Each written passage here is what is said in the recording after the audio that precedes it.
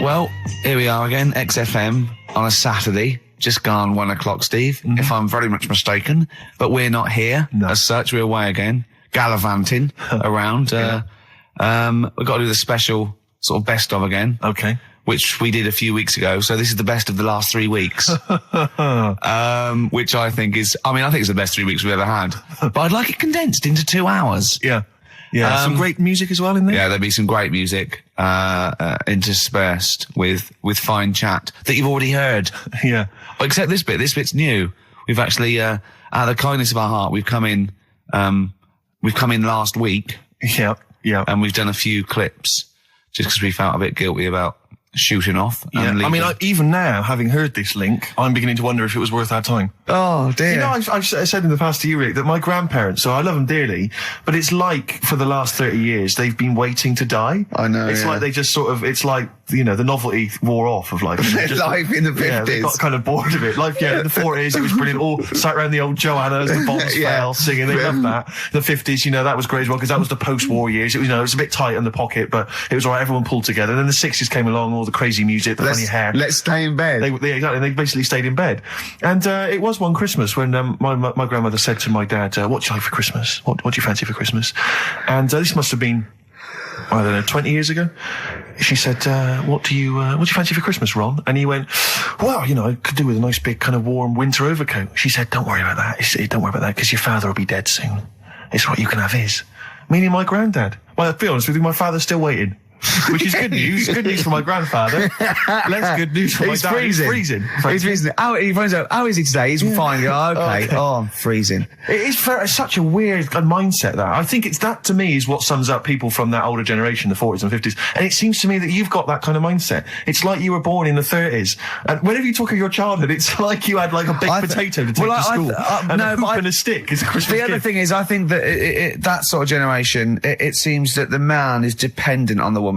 There's a total dependence. Oh, absolutely, If she dies, he's done. Yes. He's done for. Just pine away. If he dies, she's got 30 years of pottering. Absolutely, yeah. Do you know what I mean? And go into, like, you know, the youth club and the church. I know what you mean, yeah. It's sort of like that. It's sad. Of course, it's sad for them, but it's sort of not the end of their life. No, sure. And it sort of is the other way around. I don't know why that is. Yeah. It's terrible. That's a little melancholy thought for I know, I've really brought it. You brought it down. You've brought it down. I've brought it. This isn't a nice show at all. This is terrible. Well, we're going to have people just killing themselves. What? Well, I didn't really want to make it a Christmassy type show because I don't really like it. Oh, he's done it again. What, you did Christmas once, didn't like it? No, my dad always said... All right, steady on. Dad said Christmas morning was for, like, you know, for me. So he used to stay in bed. So he never... That's brilliant. That's a great thing to say, isn't it? Yeah. Christmas morning's for you. Run wild. Do what you want. Just don't bother me. I'm going to Honolulu for 2 weeks. That's great. Dad, it's Christmas. Do I have to do anything? No. So my mum used to get up because she used to like to see my face light up, you know, when I open my presents. And then to give fireworks. And then then I'd have to go to my bedroom from about 6 o'clock onwards because, like, my mum and dad were into having big Christmas parties and I wasn't, like, old enough to go. Right. So they'd say, right, you know, you've had your fun there, you go up to your bedroom, stay in there. Really? Yeah, I remember one year, right, I got a train set, that's what I wanted. Yeah. Right? It's brilliant. Playing with it all day. I thought, I don't mind about the party, I'm happy staying up here playing with this. Brother comes in, he's had a few, right? He's going, yeah, give us a go on your train. How old is he? He's a bit older than me, so he might have been like, let's see. Well, let him be 18. Yeah, probably about 18, 19, and how old something were you? like that. I had a train set, so I don't know, about 14. Something like that. Yeah. Right, so I'm playing on that, loving it and stuff. And then he comes in and goes, oh, give us a go. He turns the transformer up to like 14. He went really fast for about 5 seconds, broke it, and then he went back downstairs. Wow. So Christmas, I hadn't even got to Sounds Christmas like Day. the Conservative government with British Rail. Satire, that is. Rick, I just thought that there's satire. If there's any satirical shows listening or magazines... It doesn't work in any way, because there's the analogy falls down apart from there being a train. Think it through, though. British Rail was trains. Yeah. And the government broke the trains in many... Well, they didn't break them, like, not officially breaking them, but they kind of... It does work. It's perfect. Oh, I'm very pleased with that. And I can't... And no one's asked him to be on Have I Got News For You? It's weird, isn't it? Because it's strange, that, when you've got a satirical mind that's as quick as that. Yeah. And it's broke your little train set. So what did you do? I just like watched telly and had some sausages. I bet you were happy with that though, weren't you? It's a bit annoying though, isn't it, when your main present of the year's been broke. And did it ever get it fixed? No, that was it. Put away. I'm intrigued why your parents wouldn't let you come and join in the festive fun. Was it like really debauched down there? Was it like eggnog everywhere? Well, no, but I mean, that's fair enough. 6 is a little bit early, but I just think, you know, if you're a kid, you know, he had his fun, put him to bed at 8 maybe. And Do you think so on Christmas Day? I thought that was a day for family. Well, not if there's a party going on. Well, don't have the party on the Christmas Day. Well, that's another option. Yeah. Your parents are weird, aren't they? A strange breed. Well, I think that was the year, right? You're talking about buying presents and stuff. I think I did treat my mum to. I didn't buy my dad anything. I think that was like when I got a bit older, he used to get me dad something because he wasn't that bothered anyway. No. So, got me mum. There was a cheap shop, right? Of course. Thank God for that. Called Snips. Right? So I went in there and I thought, let's see what I can get her. And remember Victoria Plum? I don't think so. Well, it's like a fairy character. Right. I mean, mum's into gnomes and stuff, right? So I thought, right. She must be pleased with you, then. Victoria Plum. I was thinking, is that one of the neighbours? Is it like a brandy Do you liqueur? remember Victoria Plum? Victoria Plum. Victoria Plum, yeah, it's like a little fictional sort of character, right? Okay. So I saw it. I thought, yeah, she'll love that, right? So I did my paper round, saved up for 2 weeks, right? Aww. Got that sorted. Went to Snips, bought the Victoria Plum. Next day, I'm in town with her, right? So I think, I know what I'll do. I said, come in here a minute, right? So we go in and we're looking around, and I tested her, right? I went, look at that there. That's all right, isn't it? And she goes, oh, it's bloody awful. Oh, Karl. Oh, Karl. Oh, God. So then Christmas Day comes. I said, don't bother opening it. She said, no, why? I said, Oh, no. Why did you still give it to her? So, well, it was too late. I'd already bought it. Oh, Karl. So she opened it, and I was like, and she said, oh, that's nice. I said, why are you saying that? I said, the other day, she said, it's bloody awful. She said, oh, no, I thought you were pointing at something else. Oh, no. So that's why I don't get anyone anything anymore. Oh, God. Play record. Oh, God. Oh. XFM 104.9. We're not here. This next clip is one of my favourite clips. Look, it needs no introduction. Here it is. Something else we're giving away. Go on. The Shining. It's just more throwing away, isn't it? Once again, is it on video? Once again, it's on VHS. Just because you buy it out of your own money, Karl, stop being so mean. And I want to watch it tonight because it's one of those films that... So you're going to watch this video and then you're going to send it to someone as a prize? Yeah, it's one of them films that... Sorry, what, you just said yes to that without blinking? Oh, yeah. You don't think, like, Les Dennis doesn't have a quick go in the car on Family Fortune before he gives it away? It costs Jim Bowen $5.99. has a go at those his and her towel racks. It costs $5.99, Karl. Okay, this is Karl in the classic The Shining. And what's the question? Well, we might ask that afterwards. Okay, then.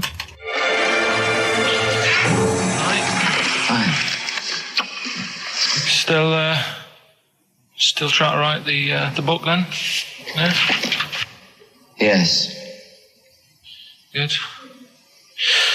Funny, someone told me the other day, weird thing about a typewriter, the top row of letters, the longest word you can write is typewriter. I'll just show you. That's weird, isn't it? It's just the typewriter being... You're not in the mood, are you? You're in one of those grouchy moods again, like you get into when you're writing. I'm not being grouchy. I just want to finish my work. Yeah, just being a bit funny, a bit offhand and that. Let me explain something to you. Go on. Whenever you come in here and interrupt me, you're breaking my concentration. You're distracting me. And it will then take me time to get back to where I was. Understand? Yeah, but I just was coming in to try and cheer you up, you know, if you... I mean, I'm full of ideas as well, you know, if you're having a problem coming up with stuff, got loads of ideas you could write about. The other day I read about this airy Chinese kid. What do you want me to do about it? No, it's just that it could make a good book. Do you know what I mean? Sort of following round. That's swell. Well, I'd buy it, you know. But if you don't want to know, we'll have to don't bother doing it. But do you know what I mean? It's just hairy Chinese kid. It's weird because they're not normally that hairy over there. Yeah, this kid caked in it. But if you don't care, I wouldn't touch one hair on his goddamn little head. you don't have to touch any hair on his head. Like I say, he's covered. Leave the head alone if you want. Touch his hands. He's totally covered in it. But I love the little son of a bitch. Well, don't go that far. You haven't met him, but I can sort it out. I'd do anything for him. I don't think you'd expect that much. Just take him to the barbers 3 or 4 times a week. You know, he's a good little kid. In fact, I'll do it. I think I'll write a book on him. Yeah? How do you think you can handle that? Yeah. You're not too busy, are you? Well, yeah, I'm pretty busy. I've got to sort out some monkey facts for the show this Saturday, but I reckon I can still... Why don't you start right now and get out of here? All right. I will. You're going to be like that. Couldn't borrow a pen, could I? See you later. There you Haunting. go. Haunting stuff there. Karl Pilkington in The Shining. You know, in the film, Jack Nicholson goes crazy because the suggestion is he's maybe possessed by demons that maybe are in the hotel. But, you know, if I was stranded in a desolate hotel, removed from all human contact with Karl, I'd go mental with an axe without being possessed by demons. That's more chilling to me, trying to get some work done and you keep wandering in. I'm trying to get Karl to spend a couple of days in the caravan with me, just for the head of it. And he won't. I've offered him money, won't I? I think it'd be a great laugh, wouldn't it, Karl? Oh, yeah, great. That would be terrifying. No, I want to film it. I just want to film it. Like a little video diary. There's Karl there, he's just waking up. Well, If I was stranded in that would be like being... I may as well be with Freddy Krueger and Jason Voorhees. That's more scary. The thing The two of is, you. Ricky doesn't mess you about as much as he messes me about. No, you see, you've given him an inch. You've given him an inch and he's taken a yard. 12:30 you got in today. In 30 minutes between 12:30 and 1. The old bin lid on the head. He wanted to do that again. Yep. Squeezing my head, think he had a go at. And karate chop on the back of the neck. Yeah. All in 30 minutes. Yeah. Who else can say that? XFM 104.9, Ricky Gervais Show with Steve Merchant. Hello there. Good. And we're not here this week. We're off jetting around the world, so we've pre-recorded these links. The time is currently somewhere between 1 and 3 o'clock. So a time check there from Steve Merchant. No problem. Yeah, and what about this weather? Isn't it warm? Stroke, edit that, Karl. Cold. Okay, whichever one.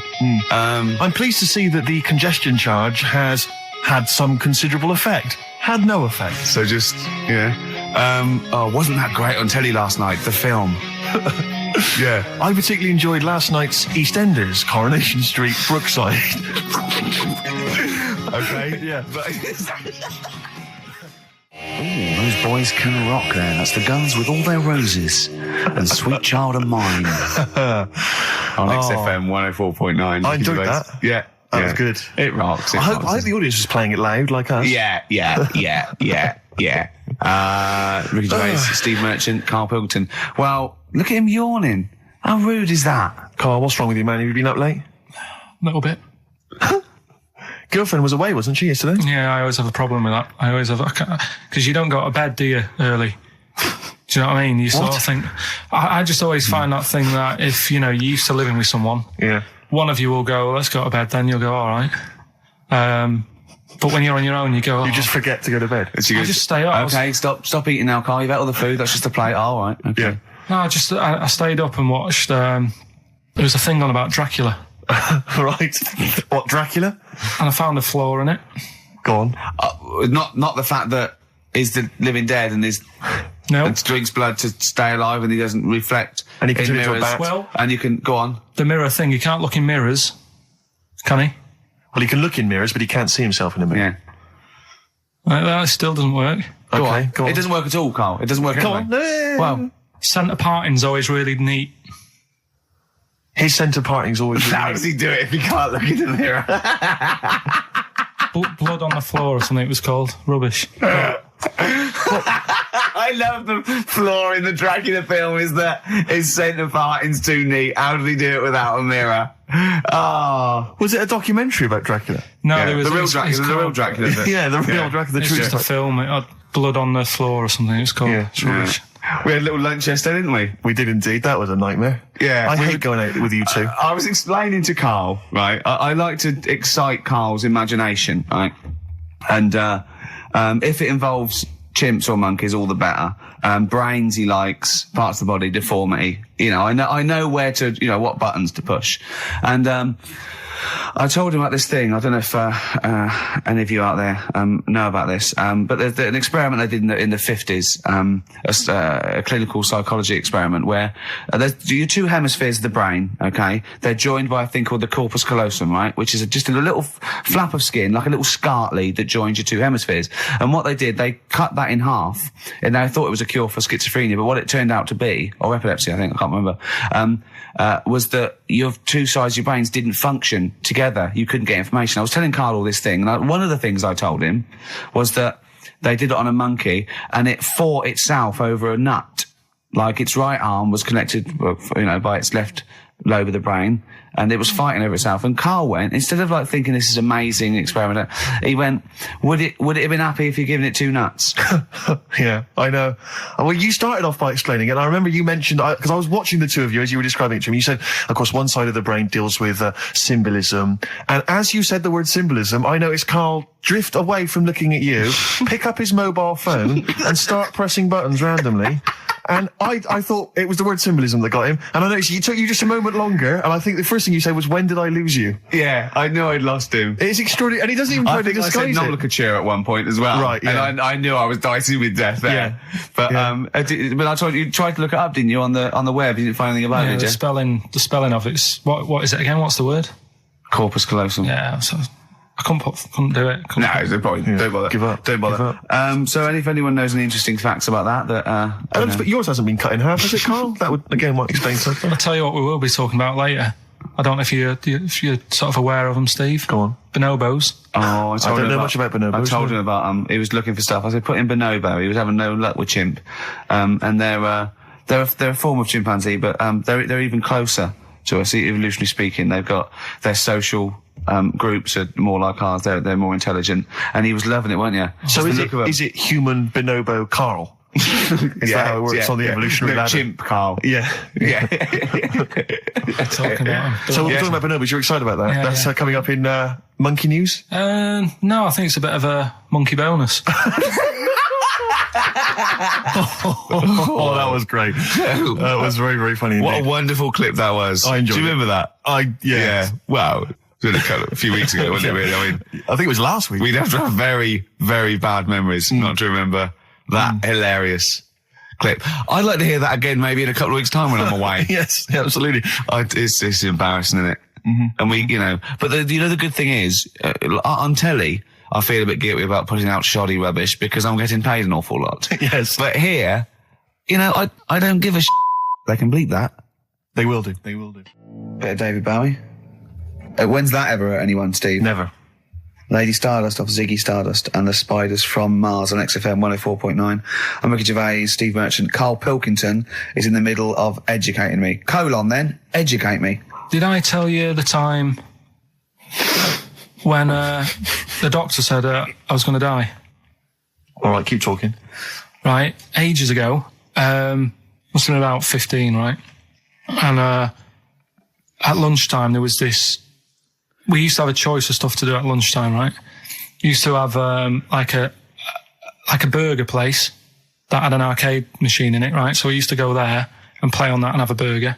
Or there was this baker's, right, that my mum worked at, and did great cakes and stuff, right? So she used to like bring some home and that, but she couldn't always bring them home every night because they'd cost money, and she used to get them for free. And they used to say they'd rather chuck them away than give them to the staff because there's a chance that the cream might be off. Right. Right, so they used to chuck them round the back. So I used to go round the back with my mate and eat a load. Brilliant. Eating out of bins. No, it wasn't out of bins. They were still in trays, but they just stacked them up near the bins, right? So this got out. I mean, it used to be chocker. Once the school found out, everybody used to go there, and it'd be like, well, have a cake. The headmaster chronicle fighting the kids off. Right, so I'd have you just eat, I don't know, 6 jam donuts or something, and then you'd spend your dinner money on the arcade machine. Brilliant. Right? So it was a good afternoon, really, right? So you'd do that, and this one day I must have had 6 or 7 jam donuts, a few Congress tarts. What's the Congress tart? I love them. I can't get them in London, right? So I'd have some of them. If anyone can get a Congress tart for Karl in London, please let him know. So anyway, this day, that was just a normal day. Do you know what I mean? You'd twice a week, you'd have a load of cake. In your life, Yeah, so normal anyway, day in your life. Were the frog boys there with the webbed hands and the big heads? So, and the horse in the settee? But the day after one of these days, I had really bad cramp in my belly. Right? Okay. I was like in agony, could hardly walk. So I said to my mum, you could hardly stagger to the free cakes. So I was in absolute agony. I said, I don't like doctors, but you'll have to get a doctor in because I don't know what it is. I can't walk. She gets the doctor round. I won't say his name, but he said, well, doesn't look like he's got long left. Blimey. So I was a bit like, hang on a minute, I've only had a few cream donuts. Yeah. My mum was panicking. Sure. He went. My dad came in from work. She said, something's really bad with Karl. I think it's serious. The doctor said he ain't got long left. So he said, what? He said that and just left. So she said, yeah. He said, I'll have to call him then. So he called him up, said, what's all this about? Karl hasn't got long left. How long's he got? So he goes, I was only messing. He's just had some bad cream. Can you believe that? Well, the thing is, I like the fact your mum didn't ask any questions. I know. She didn't go into detail. Can you explain more, doctor? No, I got to show off. But she doesn't. I don't want to diss you or your family, but I imagine if I was there, I'd have known the doctor was joking. Yeah. That's all I'm saying. I mean, I sound very arrogant there, but I imagine he went, what's he been doing? Yeah, I had about 6 cream cones. Oh, right. Oh, wow. He hasn't got long to live then. I'll see you later. Yeah. That's what I think the doctor did. Yeah. I just like the idea your mum just let him go. Yeah. Terrified, thinking, well, I'm not going to probe him. He's that's it then. Dad comes in. Hi, honey, I'm home. Anything happened? The doctor said Karl's going to die and then left. Did he?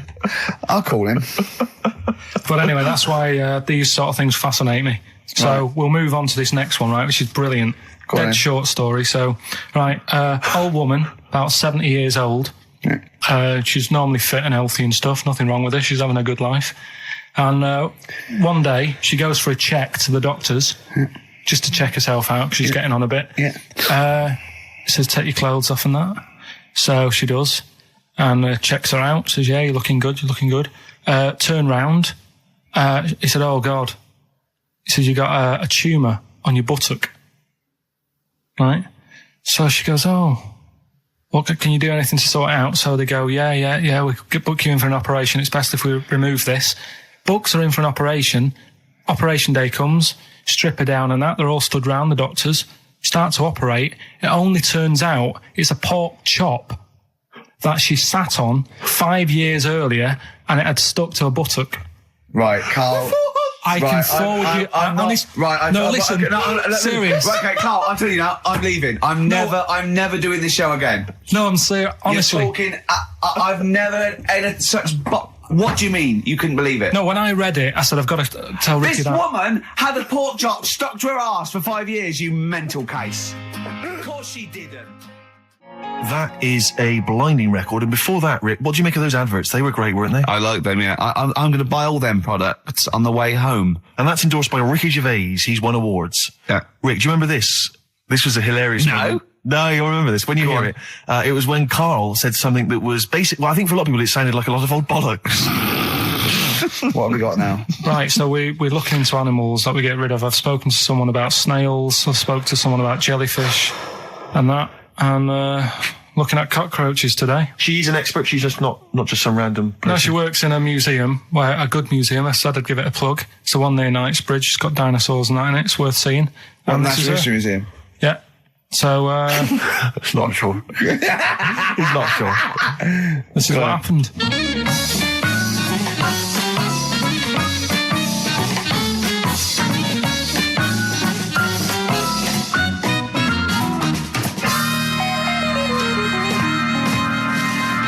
Now, what I'll do, I'll tell you as much as I know, and then you can fill me in if I'm right or wrong.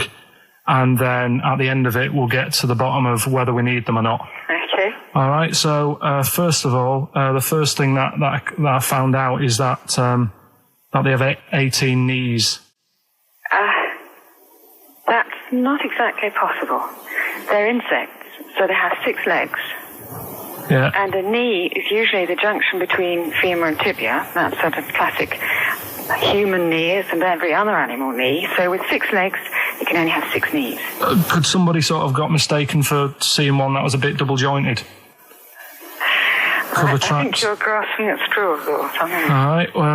Well, we might have to come back to that one then. Okay. They can hold the breath for 40 minutes. Well, they don't do that because they don't breathe in the same way as us. They breathe through little spiracles, holes down the side of the body. So,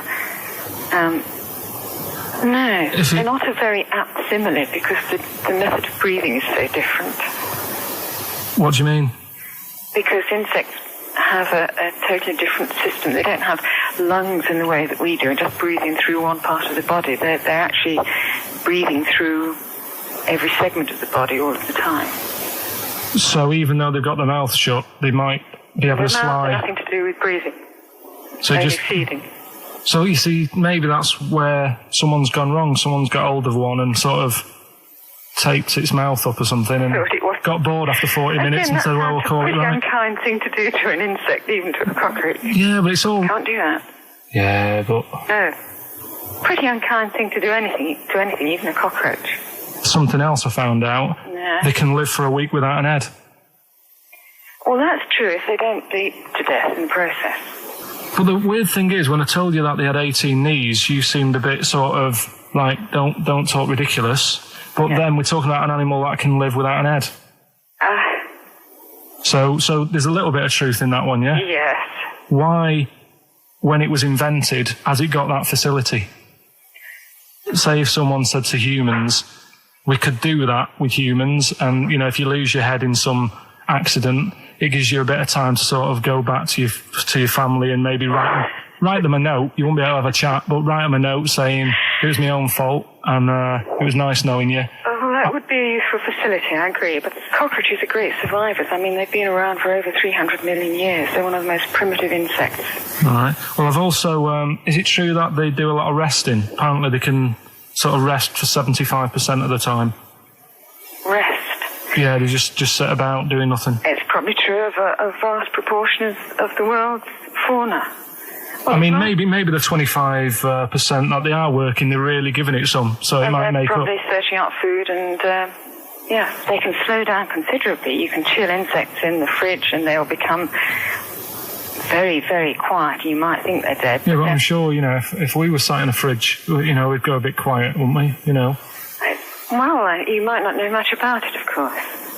Yeah, but... You're not quite reading the right sources. Well, I've been using the internet.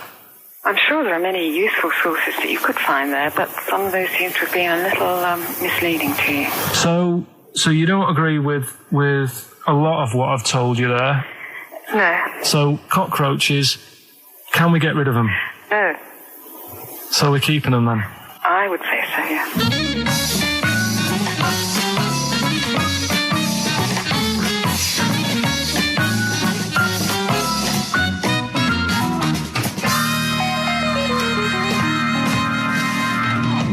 I think we should get her on more often because she sounds like she'd be a bit of an ally, really. Because she knew immediately that you were talking nonsense. She even said, I think you should be more concerned about your sources, which I've been trying to tell you for a year, right? The fact, I mean, 18 knees, where did you get that from? It was on the internet. They can hold their breath for 40 minutes. I mean, I don't know what you read and take on. Mad world, don't it?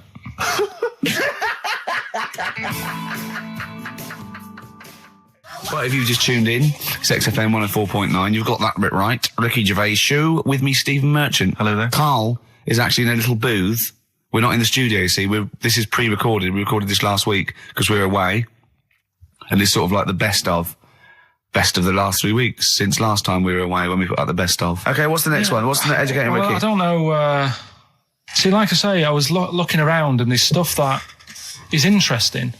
Right, I was looking on the web. But there's no point. Well, it's just that I found one about... What's the point? About a lad who 8 years old, but he's still breastfed. Now, I don't know if you can get anything out of that. Is that what his mum said?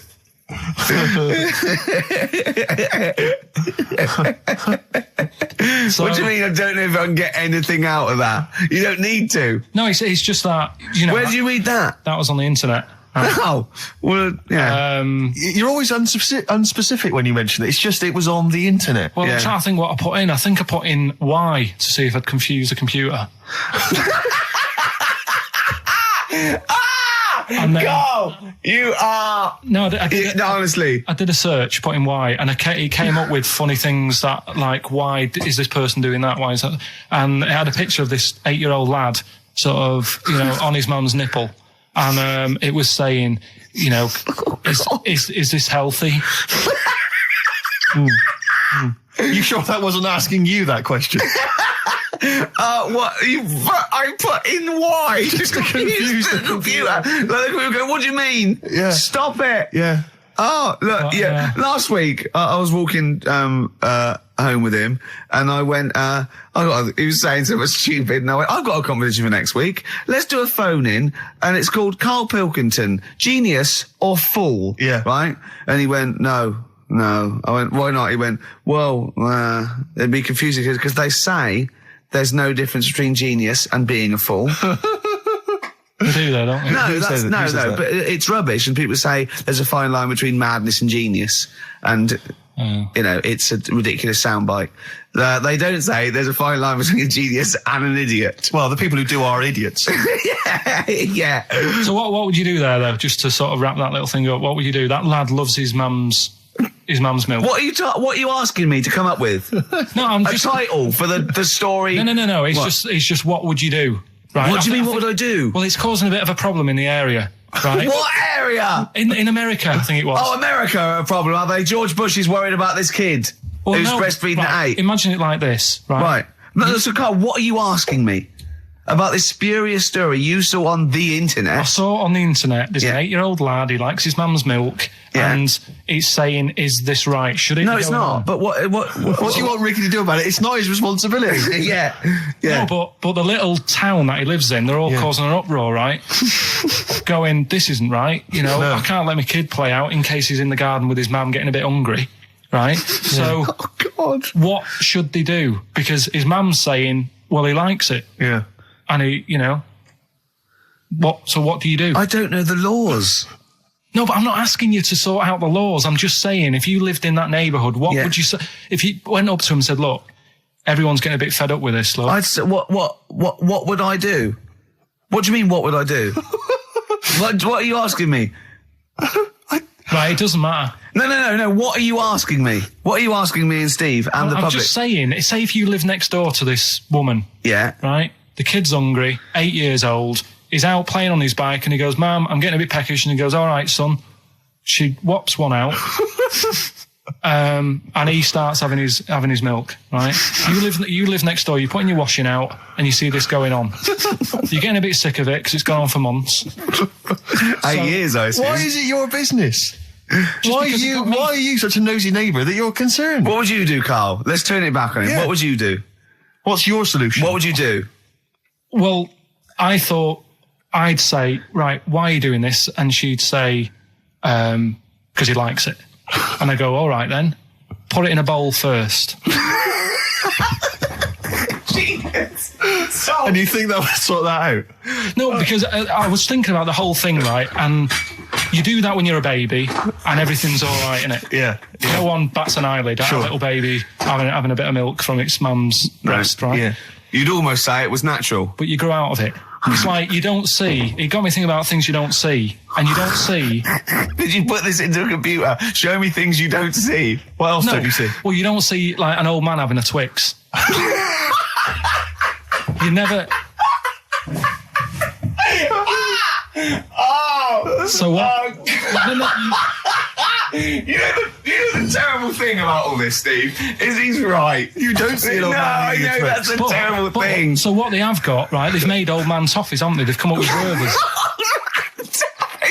Is that a song? Oh, God. You don't see it. So they've got their Werthers, right? Yeah. So, look at him. You think he's giving a lecture at Oxford? It's not going anywhere. No, go on, sorry. Go on. I'm just saying, Right. you grow out of things. Yeah. And the old man, I'm sure when he was a kid, he'd have a Twix. Yeah. Now it doesn't look right, so he's having... It doesn't look right. So... Right. I don't think Werther's originals were specially designed for old people. I think they were sweets that just happened to have been made for years. That's why old people eat them. Yeah. They didn't go, hang on, there's a market here. I've noticed old people aren't eating Twixes. Quick, let's make some old man sweets. But the little advert, he gives it to his grandson as well, doesn't he? He goes, I have a Werther's original.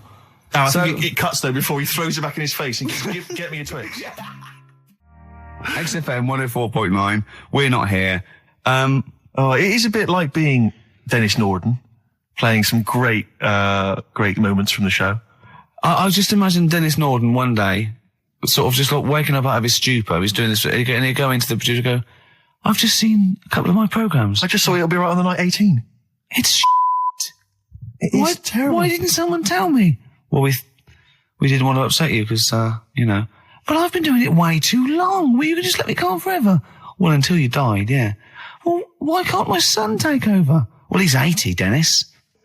And the jokes I'm doing, they're awful. Why have I got that clipboard? I've written these jokes, they're not funny. There's an audience, they're laughing. What are they laughing They're not at? laughing. They're not laughing. That's canned laughter. Who are those audience? Who goes to an audience for It'll Be Right on the Night? A lot of them are older than you. It can't be right. Do you know we have a 15% fatality in one of your audiences? But I went home at Christmas. I watched one of the episodes. Yeah. I was with my family and friends. I said, watch this, you'll love it. Stony face. No one laughed. They all thought it was Well, it is. Well, why didn't you tell me earlier? We didn't want to hurt your feelings. You're an old man.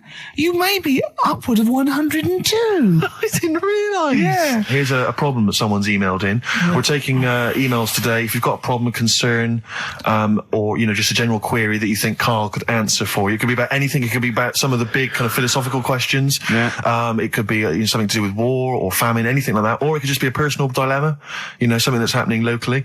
Anyway, this seems one that I think you probably have... You and your father have probably come across this sort of dilemma in the past. Yeah. And I'd be interested to know what your take is on it. Let me see. This is from Lee Matthews by the look of it. He says, he lives in a suburban area where the local teenagers also live on the same road, and they're running riot. They're smashing wing mirrors off the cars. They're crashing into parked cars on their skateboards.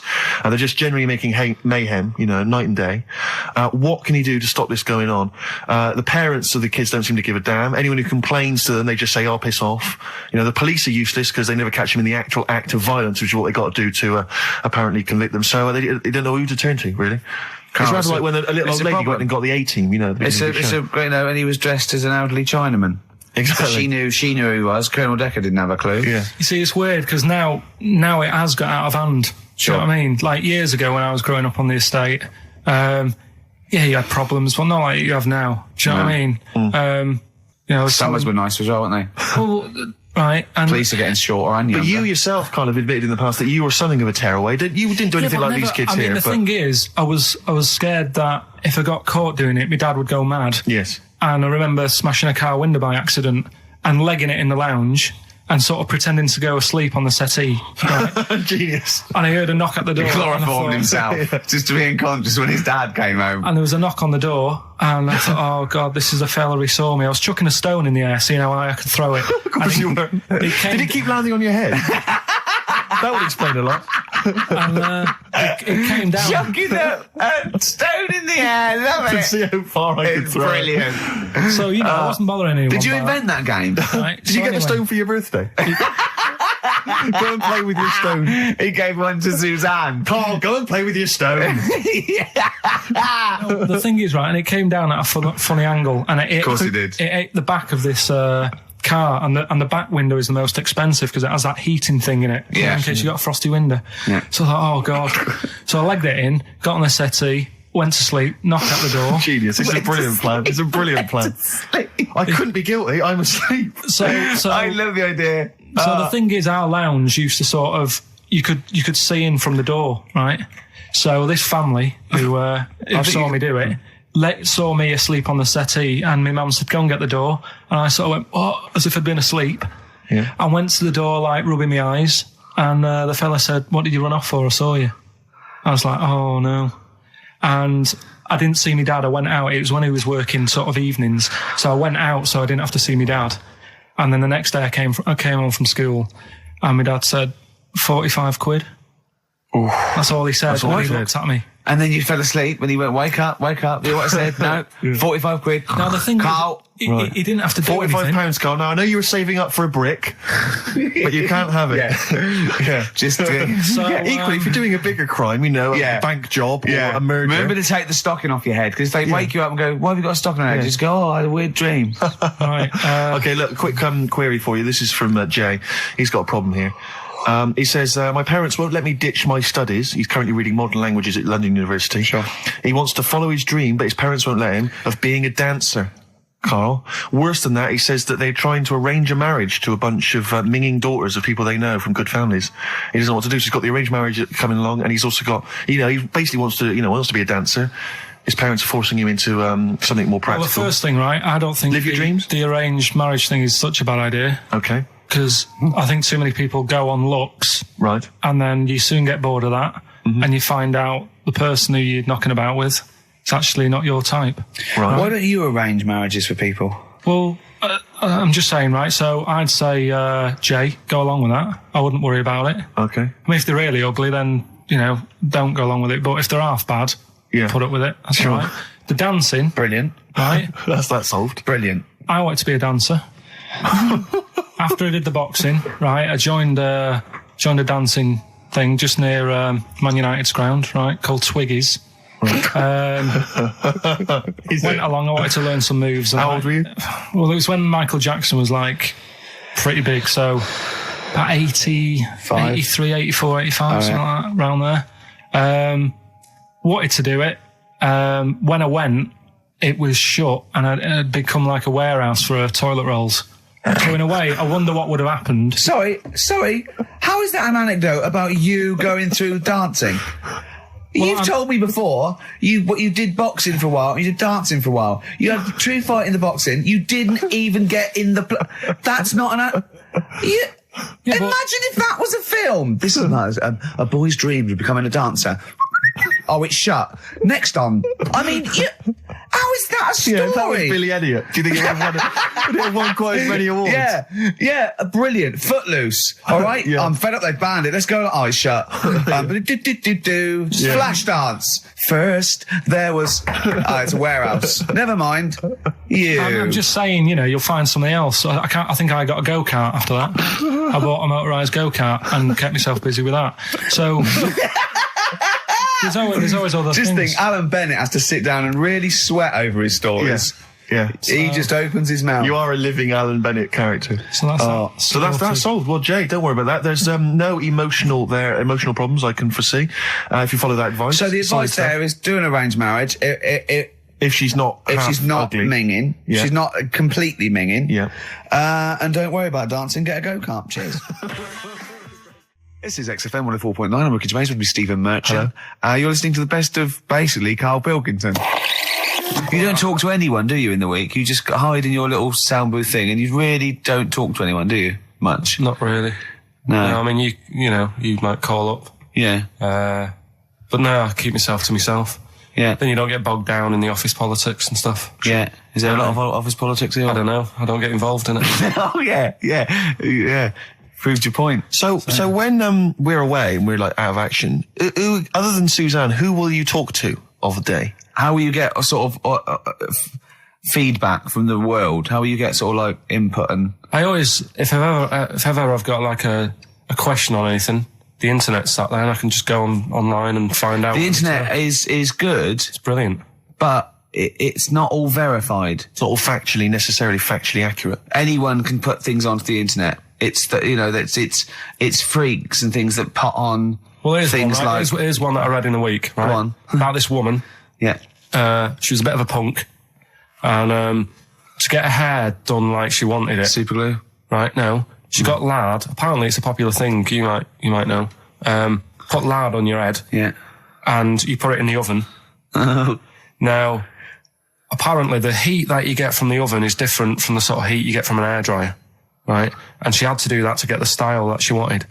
But anyway, she comes into some money or whatever, treats herself to a microwave, right? It's not true. Opens the door, jams the things, you know, like the little catch. So the microwave works. She jams it with a screwdriver or a knife or something. Yeah. Puts the microwave on, sticks her head in, boils her brain.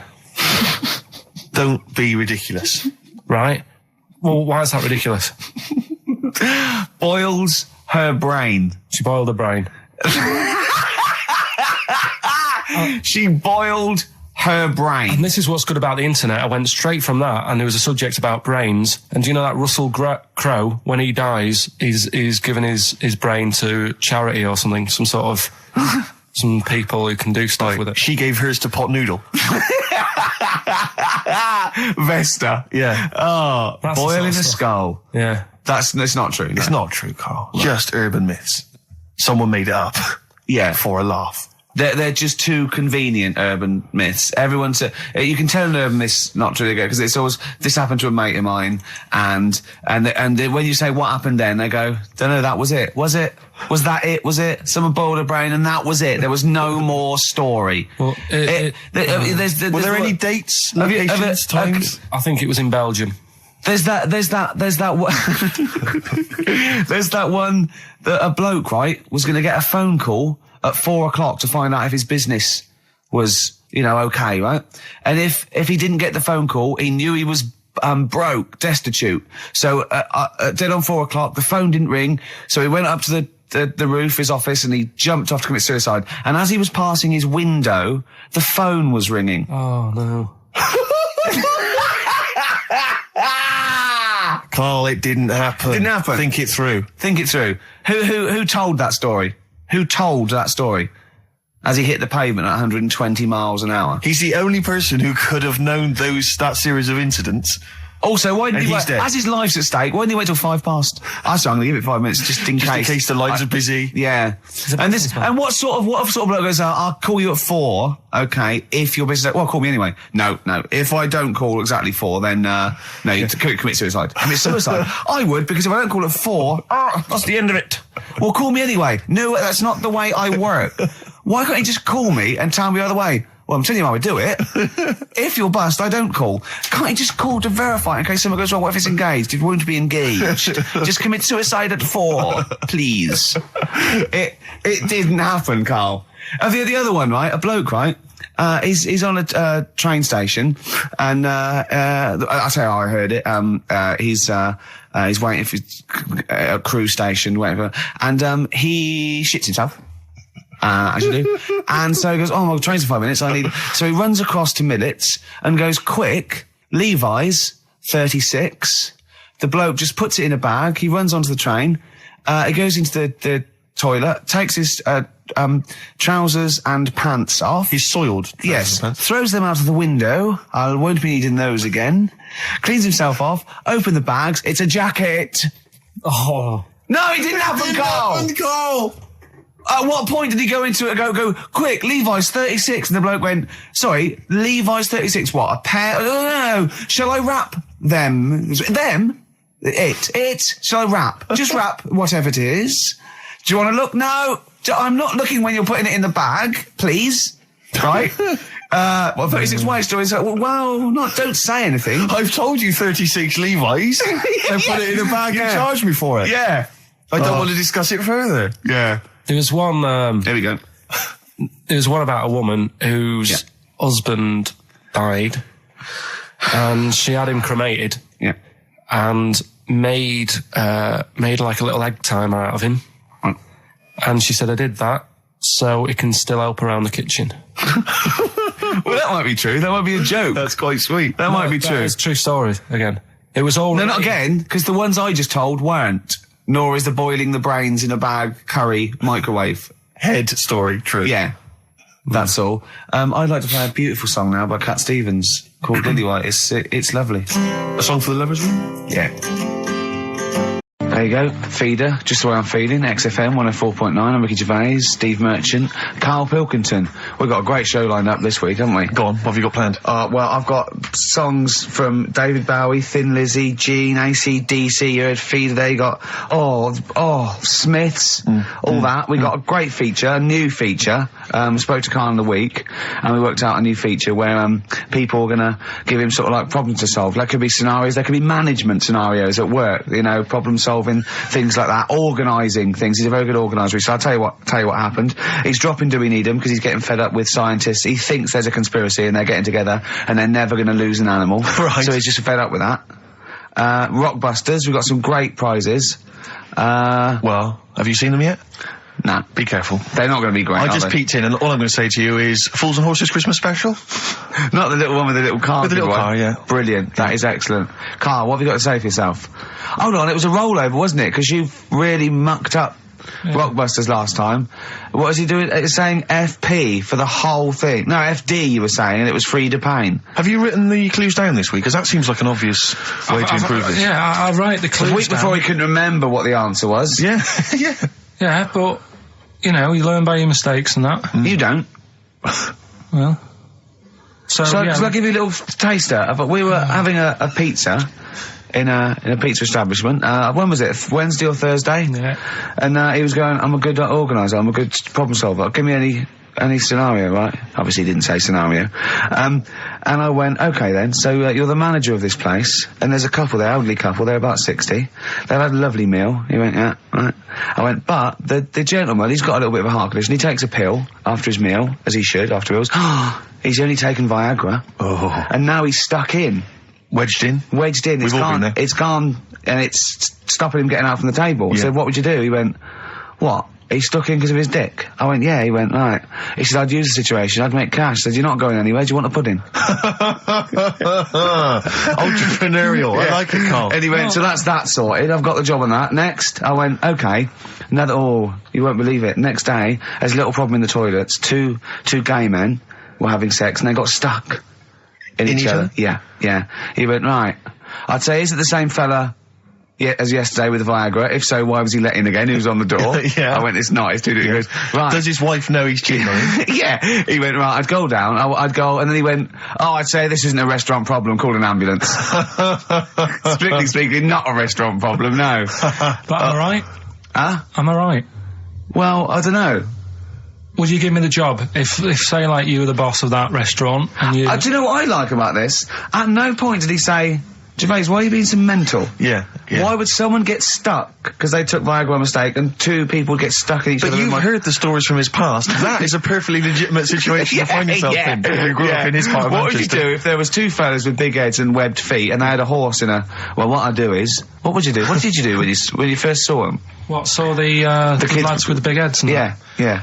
We should very quickly remind people, if they didn't listen to that particular show, they had webbed hands. Yeah. Did they, or webbed feet? Well, they had webbed hands. Right. And big heads. Enormous heads. But it wasn't related. But they weren't related I know, to each they were other. completely No, separate but I'm people. saying that the webbed hands isn't due to the fact they've got a big head. No, sure. It's two different things. We're just unlucky. Yeah. No, hold on. If they weren't related and they both had webbed hands and big heads, I'm saying there was a condition that was related that had those two. I don't think there was. So what do you think the chances of that are? They're not related, and he goes, "Oh, you got a big head and webbed hands as well." Yeah, just a coincidence, isn't it? Yeah. I honestly don't think it was related. Right. Because I've since seen the same problem again on another kid with a big head. His hands look good. Right, so you think the big head is just a separate issue? Yeah, it's a totally different illness. It's like having a headache and a cold at the same time. Right, so yeah. not always connected. But the weird thing is, right, looking around in the week at weird stuff on the internet, there's this woman who's got a big head. Oh, yeah. And, she was fed up with it because when she was walking down the street, it was so big, she couldn't hold it up. Right. She couldn't hold it up. Oh God. Okay, shut up. So when she was walking, her eyes were hurting because she had to sort of look up all the time because her head was that heavy. Her chin was sort of balanced on her chest. Right. And she'd have to peek up, yeah. So she goes to the doctors, and this was after years and years, and said, I thought I could put up with it, but I can't. How big was her head? It's big, Rick. I don't know if it was like big, because there wasn't a picture. I don't know if it was just big or a lot of bone. So it was heavy. Very heavy. Right, like the Elephant Man, just outcrops. Right. So the doctor said, we can sort that out. But we'll have to take your head off. Right. Okay, listen to this. Okay, Listen. keep going. Because what you don't seem to understand is I have the same reaction to you when I see it. Yeah. What? Right? You're quizzical yourself. So I looked at it, they took her head off, chipped away a bit of the bone, made her head lighter, put it back on.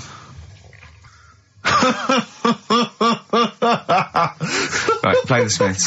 They took a woman's head off. Yeah, this is asked by the Smiths. And if you'd like to ask Karl something, details coming up soon. How's that? Ask by the Smiths on XFM 104.9. So, what's the email, Karl? If people want to ask you something, a problem, they've got a problem to solve. It can be anything. It could be a personal problem. It could be a scenario. It could be about war. It can be anything. But or it could be more flippant, I suppose, and light-hearted. Yeah, it could be. Yeah, but I prefer stuff that I could So you sort can get your teeth into. and actually, sort out. What, like war? War is too. It's a bit big for me, that one. Do you think? I don't want to get into that. What do you mean? If Tony Blair came to you and he went, Karl, listen, I'm having a bit of trouble here. I don't know what to do. I've tried everything. I've tried spin. I've tried being tough. I've tried backing down. I've tried getting other countries involved. They don't want to know. What do I do? What do I do? You don't know? Tricky one. It's a tricky one, yeah. I don't worry about it. If it's going to happen, it's going to happen, isn't it? Yeah. Do you know what I mean? Yeah. Just get in the bath, put a mattress on top of you. That's it. Sorry, why are you doing that? Ooh, slow down. Why are you doing that? That's what they say you do, isn't it? If it kicks off. If what kicks off? If there's a war and that, you get in the bath, put a mattress on top. Right. Did they do that in the Second World War for 6 years? Was that making bunk beds? That's just what I read somewhere. Yeah. Is the bath full of water? No. That'd be daft. Okay. But I think they were enamel baths then, though. I think they'd stop a bit of shrapnel. I think the plastic ones you get nowadays would probably melt on you. And the mattress, where your dad has cut it in half, all the foam would come out and the springs would get you in the eye. Oh, talking about my dad. Steve, you'll love this, right? Go on. My dad hates being ripped off, right? Yes, well, no, I can relate to that. That's important. Hates coming to London now. He always wants me to go and see them rather than come here, because he just thinks London is like a big rip-off. Last time he came, he got annoyed because I bought him a scone and a cup of tea for like 3 of us, and it was £14, and he just was livid. And then we had an argument about that, and then we went to the Millennium Wheel, and I said, do you fancy going on this? He said, oh, all right. Then he saw the price, and it was something like 20 quid or something. And he said, 20 quid to go up in the air to look at stuff that's on the ground. He said, I might as well stay on the ground. Brilliant. Right? Thought, good point. His logic is impeccable. So anyway, this is going on. Anyway, he spoke to me the other day. I said, how are things? Are you all right? And that. He said, being ripped off. I said, why? He said he ordered, do you know the place where he got a new bed from because he cut the other one in half, right? He got this bed out of a catalogue. So he sorted out a payment on the phone. He said, look, you're ripping me off a bit here on the interest thing, but well, let's do a deal. We'll sort out a new monthly payment that's different to what it says in the catalogue. And he said, yeah, we'll go along with that. Anyway, so he sorted that out. He was happy. The bed arrived. It's a nice bed. He said, that's great. So anyway, he got the bill for it, and it was the original price. Oh, I thought that might be the case, yeah. Right? So he called up and said, I'm not happy with this. He said, we said a deal. And oh, no, don't know what you're talking about. He said, right, don't send me your catalogues anymore. He said, I'm not buying anything from you. You're a rip-off merchant. Right? So anyway, a few weeks go by. Post comes. Only another catalogue in the post. He's livid. Right? So he was well annoyed. Yeah. So he looked on the back, and it said on it, this catalogue will always be property of, the company that does it. So you can't throw it away. If we request to have it back, we've got the permission to get it back off you. Right? So he thought, right, well, they're out of order. I told them not to send me one, and they have done, and they're saying I can't chuck it away.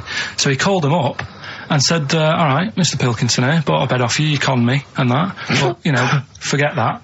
We've dealt with that. You've sent me a catalogue, I told you not to. It says on the back here that this will always be yours. Yeah?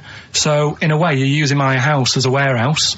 I'll be charging you 26 pence or something a day. Brilliant. He said, you already owe me £6.28. Something like that. Genius. And, they sorted it out. So again, it's just... So hang on, but are they going along with this? I don't know what happened. He said they sounded annoyed and said they'd get back to him, and they haven't. But he said, I'm not bothered. They can take as long as they want because the money just keeps going up. Yeah. So, what sort of profit has he made so far? Well, when I spoke to him in the week, it was like £6 odd. Yeah. I think that was on Tuesday. So he's just leaving it. It's like an investment. Yeah. It's like an antique he's bought. It's just going up every day. So, well, keep us posted on that. That's dynamite. One day we need to speak to your father. Yeah, I think so. So many questions need to be asked of him. In fact, I might set him to give you a letter to take home. Yeah. Dear Mr. Pilkington, your son Karl. New single from Nick Cave. I think you'll enjoy forward to it. Yeah. That's the forthcoming single from Nick Cave from his album Nocturama. That's called Bring It On. That's great. I must admit, I was a latecomer to Nick Cave. He's extraordinary, yeah. I mean, years into his solo stuff before, I decided that he was brilliant. Yeah, fantastic. No, he's fantastic. I had some exciting news this week, Karl. You'll be pleased to find out. I'm worried that you might get a little bit jealous because it's obviously going to impact on your world quite strongly. Because I know you think you'd like things to be quite samey. You like the status quo to be maintained. You like the fact that in the past, we've had some crosswords. Because I remember. What did you think of me when I first walked in? When I first came in on the first day of XFM? I don't know why you're making a big deal. Do you want to bring it? I'm just being honest, though. I'm just being honest about a lot of people who see you for the first time sort of go, well, he's a bit weird. I love that, Steve, that you brought it up, and then you're again. But I'm sure that wasn't what he said before. No, did he say before? Yeah, well, he was a bit weird. Yeah, well, he looked at you, and I knew. I could see by the look of his face. You know when your kid and your kid's sort of scared of something, and they go, "Why's your kid?" He goes, "Oh, he doesn't like pigeons or spiders." Right. It was like that when I saw Karl, and I brought you in, and I went, "What do you think of that, Karl?" I could see the look on his face that he was disturbed. Sure. And then, as he said, you get used to it, don't you? Yeah, you get used to it. And you have changed a little bit. Your hair's a bit smarter now, and you got some nicer glasses and that, I think. Or I might have just got used to it. Whoa! Don't bring it up, Steve. Don't look at me like that. So you say that you think some other people in the office thought the same? Do you know that for sure? Karl. Did you discuss it? Karl. Yeah, I think they do, yeah. Okay, leave it there then. But not just in the office, as you walk through the building. It's worse than you ever thought. Well, no, it's not worse than I ever thought, because as you well know, Ricky Gervais, what did I do on Thursday morning? Oh, is this the thing, For those that perhaps are not of the female persuasion listening, there's a magazine. Apparently it sells quite well. It's one of the sort of female, kind of issues magazines. I think it's called Company Magazine. It's like your sort of, I guess it's a bit like your Moore or your Vanity Fair or whatever. Anyway, they run every year the 50 most eligible bachelors in Great Britain section. Ding dong, hello. Who's in there this year? In the 50, in the top 50 of the entire country. And then they vote, and they put them in order and see who's the most eligible bachelor. But that's 50 people, right? It always annoys me slightly because bachelor, it kind of seems like a more sophisticated word for loser. Yeah, no. Which always sort of unnerves me. And also, slightly. they try and do a different 50 every year, so they're getting pretty desperate to get different ones. No, because also a lot of people who are sort of like successful, are married, so there's very little to. No. There's a huge. I don't know if this is international. It could even be international. I'm not sure actually. So I could be up there with the likes of Justin Timberlake, etc. So Fred Durst. Yeah, that sort of person, So anyway, this is what's exciting, right? Although I'm slightly frustrated because they were telling me that last year, all right, because what happens is the readers of the magazine, they vote for who they think is number one most eligible bachelor, right? Last year, the prize was a 2-week trip in the Bahamas. Okay, this year. I'm rather annoyed because all I'm going to win is a moped. That's the prize this year. That's the prize this year. A moped. Whoa! Backtrack. What? Sorry. Last year was a 2-week trip to Bahamas, and this year just a moped. All I'm going to get is a moped. All you're going to win is a moped. Yeah, you got no chance. You've got no chance. Who else is in it? Who else in it? Well, I mean, I don't know lots of people you'd never heard of. I know Duncan from Blue. Ding. So you're second to him at least already. I imagine you're going to come behind the other 49. No. Because there'll be people voting for me. They get to vote for me. Yeah, Steve. They'll see my photo and then they can vote for me. Yeah, according to Heat, I was 22nd most sexy man in the world. I better take that helmet back. I would. AC/DC. Brilliant. You shook me all night long on XFM 104.9. Well, this show is a rocking. It is. Ricky Gervais, Steve Merchant, Karl Pilkington. I came up with a new strand for Karl as well. He's always got, we've done, I don't think there's a week gone where we haven't mentioned an airy kid. A hairy child. Yeah, you're right. yeah. And somewhat related to a monkey and that. And I thought you could do a regular thing where he's got to come up with a story about an ape or a monkey, and it's called Chimpanzee That. Of course. I have got one, but I can't remember it at the moment, so I'll just have to It'll think come to you about whenever that. you've joined the show. Well, listen, while you're thinking like that, while you're stewing on that, here's a problem that someone's emailed in. We're taking emails today. If you've got a problem, a concern, or, you know, just a general query that you think Karl could answer for you. It could be about anything. It could be about some of the big kind of philosophical questions. Yeah. It could be you know, something to do with war or famine, anything like that. Or it could just be a personal dilemma, you know, something that's happening locally. And you know, this seems one that I think you probably have... You and your father have probably come across this sort of dilemma in the past. And I'd be interested to know what your take is on it. Let me see, this is from Lee Matthews by the look of it. He says, he lives in a suburban area where the local teenagers also live on the same road, and they're running riot. They're smashing wing mirrors off the cars, they're crashing into parked cars on their skateboards, and they're just generally making mayhem, you know, night and day.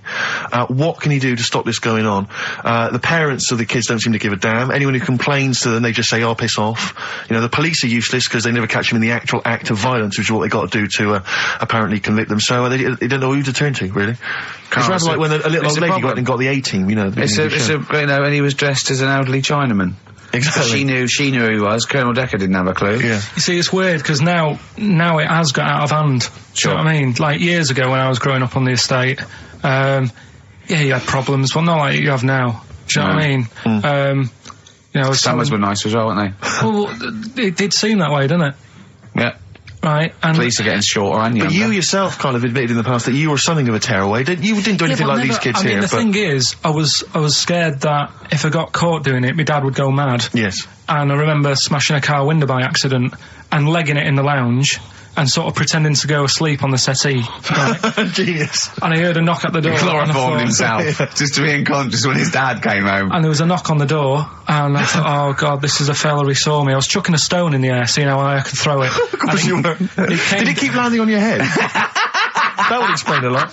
And it came down. Chucking a stone in the air, love I can it. see how far I could throw Brilliant. it. So, you know, I wasn't bothering anyone. Did you by invent that game? Right? Did you get the stone for your birthday? Go and play with your stone.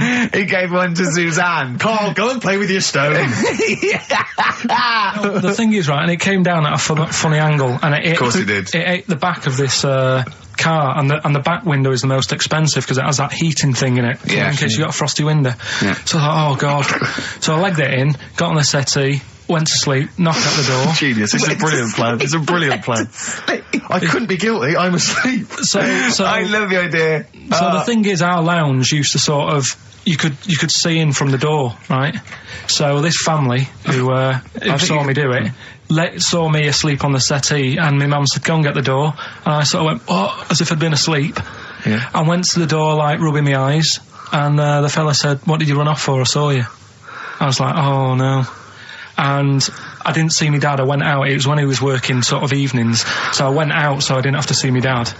And then the next day I came home from school, and my dad said, 45 quid. Ooh. That's all he said when he looked at me. And then you fell asleep when he went, wake up. You know what I said? No, 45 quid. Now the thing Karl. is, he didn't have to do £45, anything. Karl. Now, I know you were saving up for a brick, but you can't have it. Yeah. Yeah. But do you know what I mean? It's like, I knew I did wrong, and I was scared that my dad was going to belt me. Yeah. Yeah. So I was like, oh, you know, I'll be more careful next time. But that was clearly good parenting on the part of your father, because these young tykes, clearly they don't have the what do you do? the father support. I don't even. I don't know if you were living in that street, very quickly, what would you do? What would your approach be? If you were living in his street. What if they'd come home, right, and they just vandalised all your pebbles, right, that you've been saving over the years, and just threw your gravel away? What would you do if they just... I'd probably clout one of them. So you'd use violence? I think it's the only way sometimes. Sometimes the only way. And I don't mean, you know, really bad, but I'd show them that I'm not putting up with this. Right. And then the problem is you've got their family coming round, and they're probably quite Go angry. asleep. If you hit a kid and the dad comes down, just go to sleep. Yeah. Just... Equally, if you're doing a bigger crime, you know, a bank job or a murder... Remember to take the stocking off your head, because if they wake you up and go, why have you got a stocking on your head? Just go, oh, I had a weird dream. It won't work. It's like with our kid, right? He was. I told Ricky about this the other day in the pub, but he's. Is this your brother? He never. Yeah, because he was a terror, wasn't he? Well, yeah, a little bit, but he was did more... drive a tank down the high street once, didn't he? Yeah, that's when he was in the army. Yeah. But another story. But this time, I remember my mum and dad were going out, right, for the evening. And I must have been about, 5, so our Mark was like, probably 18, something like that, 16, 17, 18. So my mum and dad go out, and our Mark says to me, right, here's a deal, do your little deal. I'm going to have a load of women round. Right, deal is, I'll let you have your tractor in the house. Wow, he had a tank, you had a tractor. but his brother didn't have the rocks that Karl had. No. So he needed the tractor to put his toys What kind on. of a man was he? He brought a bunch of women round? So, yeah, there was loads of... But do you know when you're a kid, you don't think, oh, I know what they're up to. You're not bothered, are you? Do you know what I mean? As long as I've got my tractor, I'm happy. Yeah. So I was... He hasn't changed a bit. But how many women did he have? Was it just him and like a bunch of women? Yeah. Was it like, what's his name? What's his name? Looked like Nedwell from Confessions. Yeah. Confessions of an older They all brother. just came around and had a He big liked orgy. his women. Seriously, right, my mum and dad had to move because they got sick of women coming round saying, I've got a kid and it's your Mark's. They had to move because it got that bad. You know, did you hear, when you were playing on your tractor and there was women running back and forth in underwear, did you ever hear this noise? Did you ever hear that? Or kind of wow, wow, wow, wow. Wow, wow, wow, wow. And just see your brother's arse disappearing down the thing exactly. being chased by a butcher. Did you ever It's not important, is it? Is that what it's going to be like, do you think, when I'm voted #1 most eligible bachelor in Great Britain? Yeah, and you come in on your moped. I mean, no, am I going to get a tractor? Chewing brakes, painkiller. Open brackets, summer rain, close brackets. On XFM 104.9, Ricky Gervais, Steve Merchant, Karl Pilkington. Rockbusters? Is it that time? It is indeed. Last week, of course, it was a disaster. Yep, every Saturday at 16 minutes to 2, we do Rockbusters. I have to say that I've not really gone through them, but the prizes look exactly the same as they were last week. Yeah. There's that T-shirt. So it's a There's rollover, still- but you haven't added to it. Have you not The added point of a anything to rollover this? is you've got to add to it. That's the excitement. Yeah, there's a couple of albums that were... Okay, well, there's also Okay. the Fools and Horses video with the free... I don't think I'm bloody jealous of that. I like that little yellow thing. It's a little, there's a little kind of model three-wheeled van. Rodney, you plonker. Oh, dear. What's that? This is what looks to be some kind of best of the stereo MCs. Don't call me a plonker, you wanker. The David Attenborough DVD collection. Oh, shit himself again. Oh, yeah, the big prize that we tried to give away. You.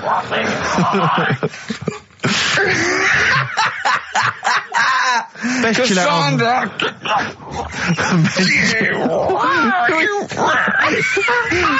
Who is that supposed to be an impression of? Which member of the cast is that?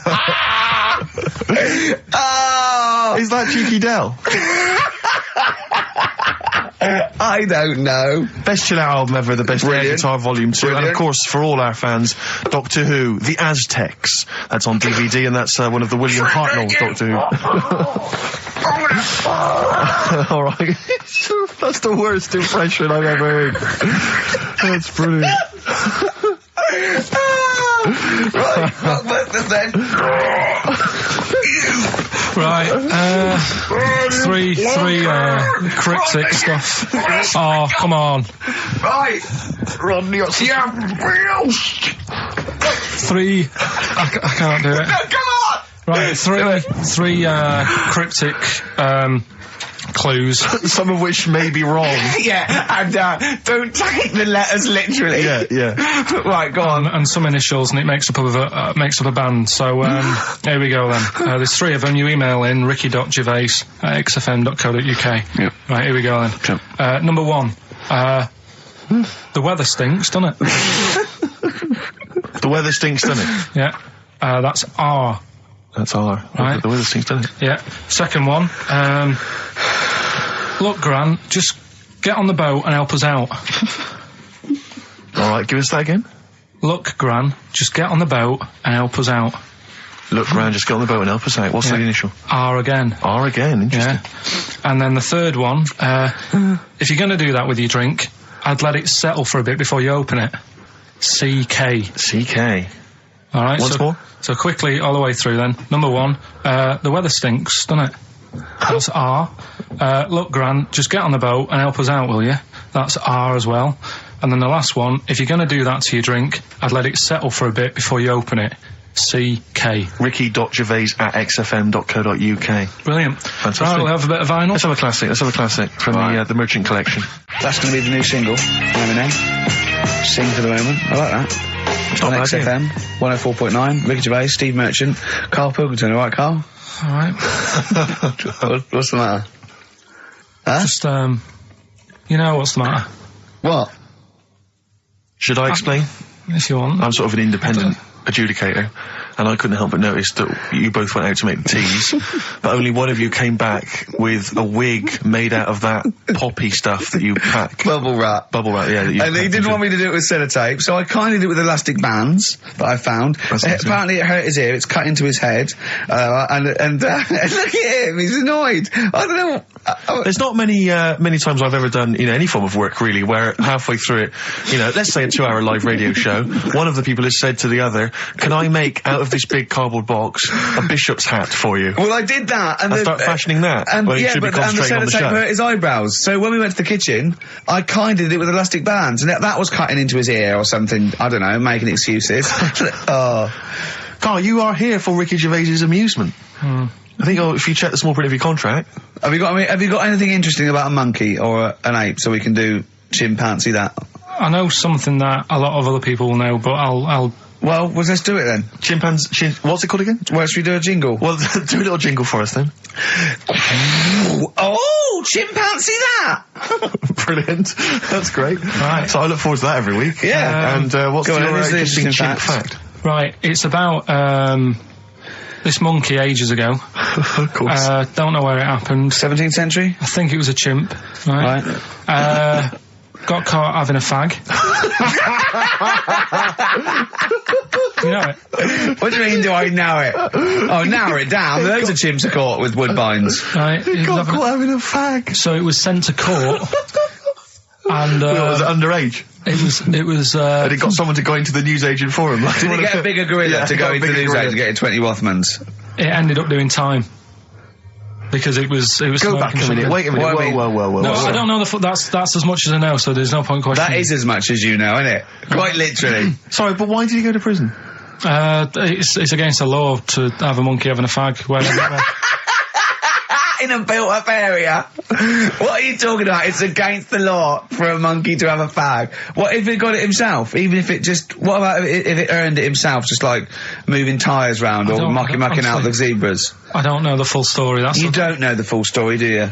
But do you think... You never do I you? presume it was a monkey from a zoo, right? Yeah. Do you think it'd be fed up, though? Because in a way, it's home from home, isn't it? When I read it, I didn't think it was that bad, because I just thought, well... They don't put monkeys in prison. They didn't put the monkey in a prison. They're overcrowded. They haven't got the space. Well, I'll find it and give you the where I got it from, and you Chopper Harris was furious because the monkey got the top bunk. Yeah. Can I just... And he did. Okay, then... Oh, chimpanzee that. Another one next week. I don't think so. Rockbusters, right? Can I just recap? Yeah, because actually I have to say you've really stumped people this week. Yeah. Well, either that or they just can't be bothered anymore. Well, oh, they're wrong again. No, right. I think the prizes are so pitiful they can't be asked. Let me just explain it again, just in case they don't understand it. It's a cryptic clue, right?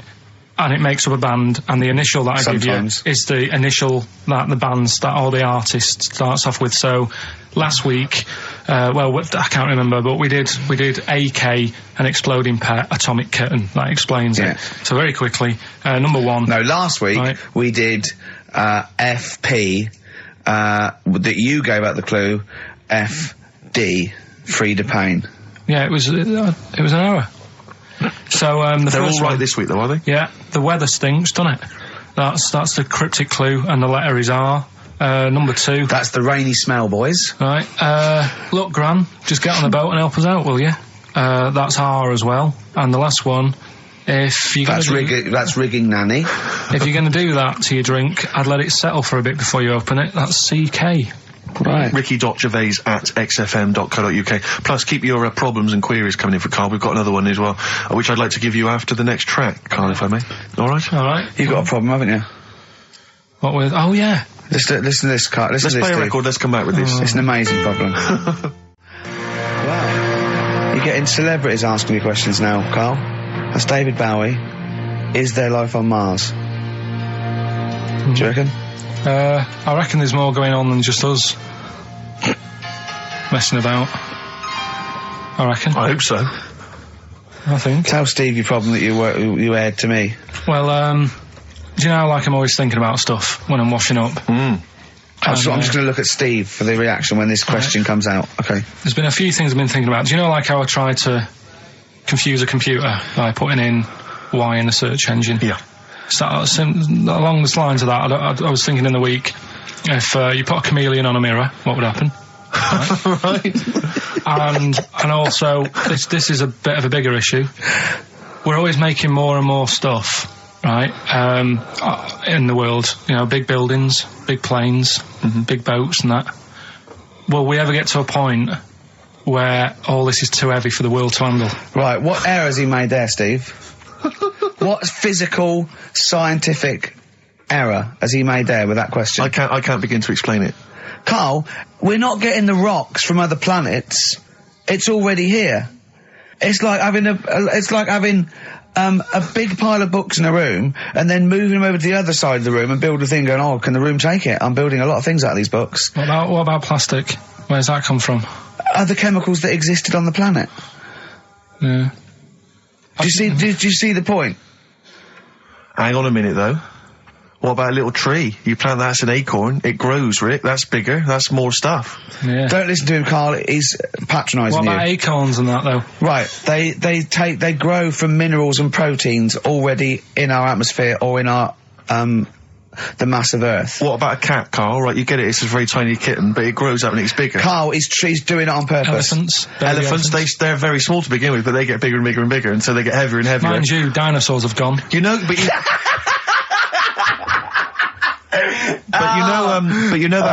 famously that's how Atlantis disappeared. You know, you've heard of the legend of Atlantis. Have you heard of the legend of Atlantis? I think so. This was a city that existed, is proven, right? And what happened was they just kept buying stuff in mail order. They just kept ordering stuff, like the king and stuff, just kept ordering stuff in mail order.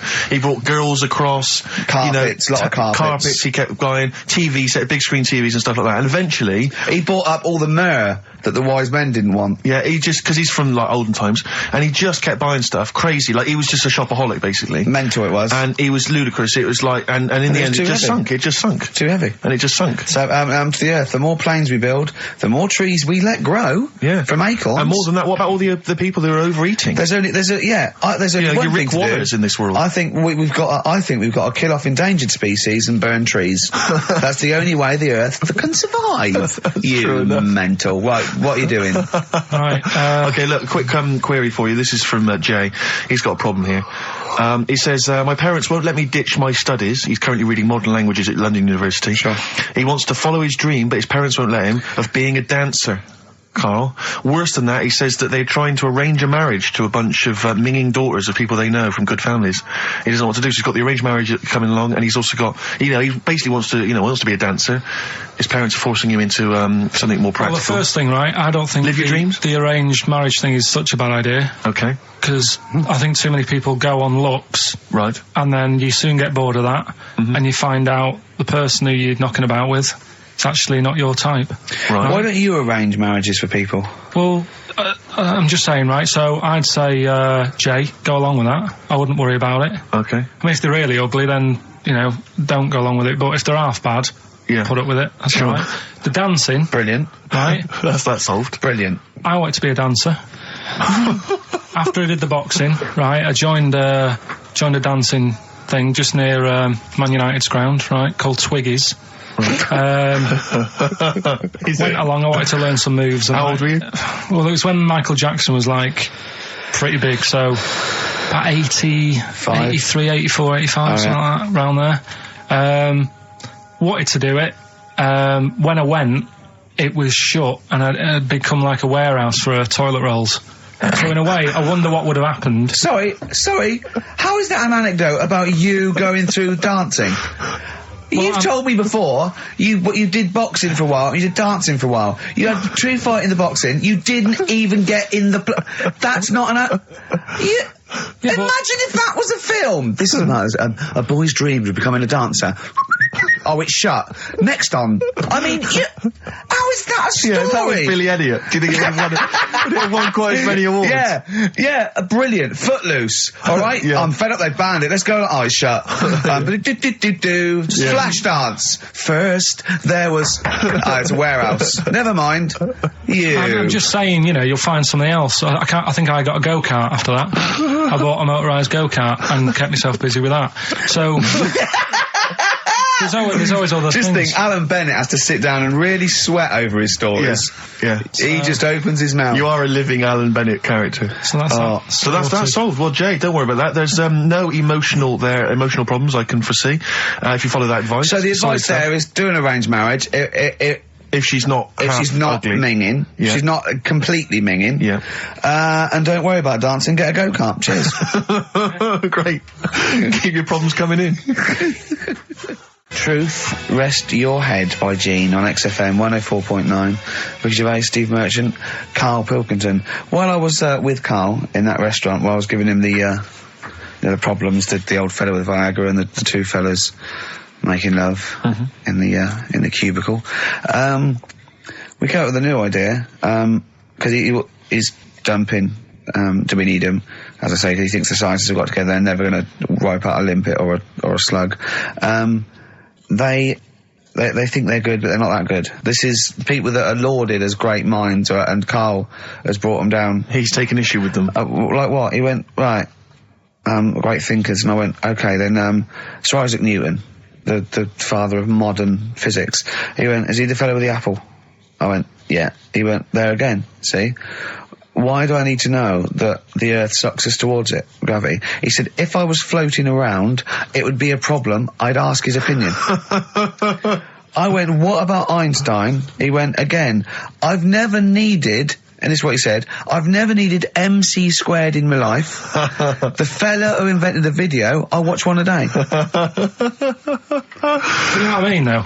Give credit where credit's due. Right. And I think that a lot of this stuff that was invented, like when we were talking about inventions, you know, I started to look in books and that, finding stuff out. And there was some fella who got a mention on an invention site just because he came up with the fishbowl. And it's like, is it that hard? Yeah. Do you know what I mean? It's clearly a bowl. Sorry, you're not putting him in the same category as Newton and Einstein, are you? He was on the same list. Einstein was on there. It was saying about him doing that. And Newton with the apple. And who else was in there? Da Vinci, whatever. He was Leonardo on there. da Vinci. Yeah.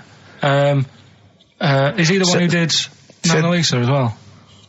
Yeah. Yeah. He said it took him 12 years to paint the lips. I don't think that's that good. Like, it takes that long. I saw, you know, when you saw Tony Hart do like an Aborigine man with a elephant in the background, took about 3 minutes. Aborigine. An Aborigine? Yeah. Really? And a elephant? So what about some of the big names? Well, Just go on. what's your first reaction when I say some big names from history? Go on. Gandhi. Again, what did he do? Good point. Right. Good point. Okay. Good point. But yeah, all right. Do you understand what he represents? Well, go on, tell me, and then I'll tell you if he deserves to But be you know, mentioned. his whole kind of attitude towards peaceful protest, you know, it's quite a sort of modern idea, you know, very much the forefather of, you know, the 60s movement, you know, where people would sort of sit in, you know, and protest, you know, Steve. Right, look at the glazed look on his face. Did I lose him on Gandhi? Yeah. So just, Pick it's someone not... else, do someone else. Pick someone else, okay. all right. Someone you know about that's obviously, let's think, a great thinker. Isambard Kingdom Brunel. Right, yeah, he's alright. Brilliant, thanks. What about Jesus Christ? Well, I'm thinking more your modern day, like your Richard Bransons and that. Who, like, you know... To be fair, I wouldn't put Branson up there with Gandhi. Christ, Newton, Einstein. But why? Stephen Hawking. Because he's mainly known for having a beard and a funny jumper. To be honest, you have to start including Noel Edmonds. That's Noel Edmonds, yeah, you're getting confused there. But Branson's a businessman, he's not one of the great sort of, you know, scientific minds. I think or philosophical thinkers. in time... Whereas Clive Sinclair, in his little car, on his way to work, brilliant. No, but in time, there's certain things, like the apple falling off a tree. Right. Whoever was sat there would have gone, that's a bit odd. Do you know what I mean? It's just that they were there first. But to be fair, Christ instigated 2,000 years of religion based on his teachings. Richard Branson, to be fair, he did launch Mike Oldfield's Tubular Bells. Yeah, they're not quite comparable. It depends what you get impressed by, doesn't it? Suzanne's always saying... Maybe Newton was there. He was coming up with a brilliant theory. Like, amazing. He was probably inventing the helicopter, right? The apple hit him in the head and he went, the earth's sucking me. The earth's sucking me. Do you know what I mean? Could have happened. But, so, you know, my girlfriend's always saying, you know, what impresses you? Yeah. You know, because she was saying the other day, do you want to go to Egypt? And I said, no, not really. No. She goes, well, don't you want to see the pyramids? Not interested. It's like, I've seen them on the telly. Okay. You know, sure. Are they going to be that much more amazing when you see them in real life? Good point. How did you ever move out of your street in Manchester? But hang on, no, sorry, I'm interested to know, because this is something that that he came up with, and this is someone that loves him and that he respects. So I'm interested to see what was your answer to what impresses you? I don't think I did answer it. I just said, you know, the odd thing. You just said I'm asleep. Little things like I ran home the other night and said, oh, I've just learnt something today. She goes, go on. And do you know Lego bricks? Oh yeah. The name came about because some kid's mum, the kid was messing with the bricks, and she said, let go of them and come and have your dinner. Play a record. It's got to be rubbish. It's got to be rubbish. It's always rubbish, isn't it? They're Scandinavian for a start. So Scandinavian. Boys are back in town. Thin Lizzy, what a classic. Beautiful. Carl, should that be our anthem? Me, you, and Steve, eh? Eh? Yeah. Can I just get a couple of bits of admin out of the way? Go on. We've had an email from Peter Goff. He has said, where is Richard Anderson? Where is He only Dickers? tunes in to listen to him. Where's Dickley? Where's little Dicky Docker? Little Dickie Anders has not emailed, and if you don't listen normally, Anders is our biggest fan. He Normally loves us. I just absolutely But he's thinks the normally world got of... a little bit of constructive criticism, Oh, which we well, always he's appreciate. not- yeah, we're open to that. Sure. Exactly. Sure. So- I'm gonna shove this up your... So if Dickie Anders is listening, then he might want to get in touch. Also, dear Ricky, I've developed a bit of a fetish for the way you say winners in your hit sitcom The Office. I'm trying to get my fiancé to say it, but he hasn't quite mastered it yet. Anyway, we're getting married in Las Vegas in a couple of weeks' time. Could you please say winners on air as a sort of early wedding It's present? becoming one of the most popular requests at weddings now, me saying winners. So, winners. There's a few I didn't get in. Thatcham, Shinfield. So there's a Woodley. There you are. There you go. That's beautiful. That's keeping them happy. Good luck to them. That's that's Leopard. It's one of those stupid email names. If you're going to email us, at least mention your name, because otherwise it makes me sound like a fool. A leopard, the original name for a giraffe. Interesting. Thanks for that. Whereas Lego was invented when a mother had sent someone to get some. Though there's no name for them. She went, "Can you go and get some?" There was a gap. He went, "Oh yeah, I'll go and get some," because they weren't called anything. Brought them back. Started playing with the. And then she went, look, give me those. He went, no. She went, Lego, you idiot. Yeah, the actual explanation, various people have emailed us in or phoned in now. The company was set up in 1934. It's a Danish company, obviously. Yeah. Lego comes from the Danish words leg got, which means play well, and it was later discovered that it was also a Latin phrase that meant I study or I put together. That's the actual, where did you get that from? But the thing is, you see, that's where learning's got to be interesting, because if it even started like that, I'd just go, I'm not interested. I'd be looking for... So if a fact might be true, but it's just not good enough. It's not interesting enough for you. Not interesting enough. Okay, another quick dilemma for you, So Carl. if Newton would have said, apples are attracted to our heads, be careful, they attack you, that would have been interesting. Yeah. Total bollocks, but you'd have been interested, therefore, in all modern physics. All right? Here's another dilemma for you, a quick one from Kate. She says that she's a single woman, she's 6 foot tall. Recently she's found herself being approached by men of, let's say, restricted height.